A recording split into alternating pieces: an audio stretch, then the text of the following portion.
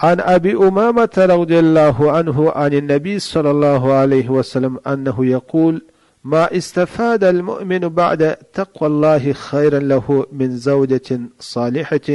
إن أمرها أطاعته، وإن نظر إليها سرته، وإن أقسم عليها أبرته،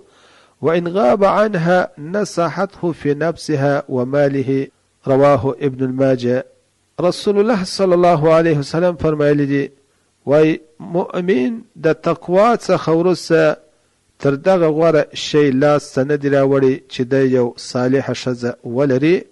داسې صالحه ښځه وي چې دی امر ورته وکړي دا د ښځه د اطاعت کې خبره امني، او چې دی و د خپلې ښځې لره وګوري هغه دی خوشحاله کوي، او چې دی و د خپلې ښځې لره قسم ورکړي نو هغه پر ده باندې دا قسم نه اړوي، او چې دی ځینې غایب سي په سفر ځینې ولاړ سي